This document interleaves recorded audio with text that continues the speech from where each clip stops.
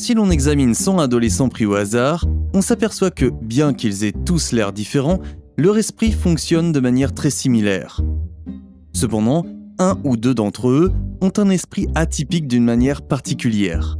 Ils pourraient être diagnostiqués autistes. Cela concerne 4 fois plus les garçons, peut-être parce qu'il est plus facile de les diagnostiquer. Les enfants et les adultes, considérés comme autistes, vivent le monde différemment parce qu'ils sont nés avec des traits neurotypiques plus ou moins prononcés. L'autisme n'est pas une maladie et ne peut donc pas être guéri.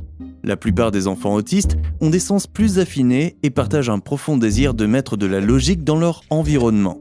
Certains recherchent des comportements répétitifs qui suivent des schémas spécifiques et beaucoup semblent asociaux et évitent le contact visuel, probablement parce que leur cerveau ne valorise pas beaucoup les interactions humaines. Étant donné que tous nos cerveaux sont différents et qu'il existe une gamme infinie de nuances dans leur architecture, l'autisme est défini comme un spectre.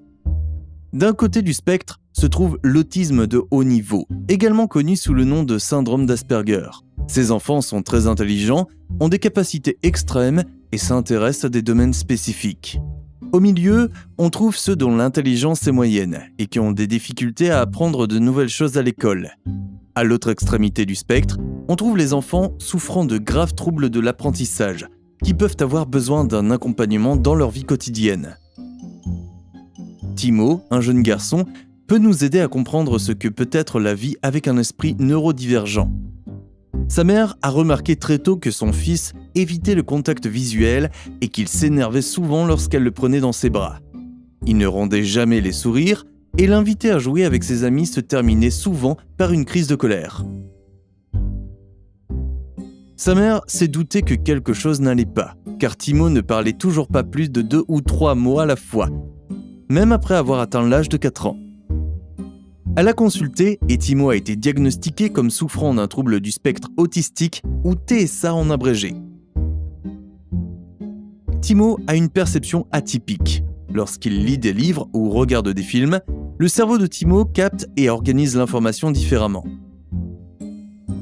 Alors que ses camarades neurotypiques catégorisent les choses et forment des schémas, par exemple, ils identifient tout ce qui a 4 pattes et qui aboie comme un chien, pour Timo, chaque type de chien est unique et catégorisé individuellement dans son esprit. Son souci du détail et son incapacité à généraliser rendent Timo plus objectif dans sa perception du monde et moins enclin à un biais de cadrage. Cependant, cela rend également toutes sortes de nouvelles expériences incroyablement complexes, et c'est pourquoi il aime suivre une routine quotidienne rigide pour limiter son exposition sensorielle. Timo est très sensible. Son cerveau amplifie tout ce qu'il perçoit. Il entend tout et a un sens aigu du toucher. Cependant, ce super pouvoir rend les situations où plusieurs personnes parlent simultanément très difficiles. Timo entend tout le monde mais ne comprend rien. La sensibilité au toucher fait de l'alimentation une expérience intense. Si la texture ou la saveur d'un aliment est trop difficile à supporter, Timo ne le mangera pas. De même, marcher pieds nus sur de l'herbe mouillée ou jouer dans la boue lui fait perdre la tête. Il est obsédé par la logique. Timo cherche naturellement des modèles qui apportent de la logique dans ce monde. Parfois, il essaie aussi de mettre de l'ordre dans son propre comportement et dans la façon dont il bouge son corps. Lorsque les schémas structurés de Timo sont brisés, il s'énerve. Il est effrayé lorsque quelqu'un compte jusqu'à 8, mais ne continue pas jusqu'à 10. Les médecins appellent cela un trouble obsessionnel compulsif ou TOC. Timo est déconnecté de la société. Il a du mal à se connecter aux autres, car les contextes sociaux dépassent sa sensibilité et son désir d'ordre.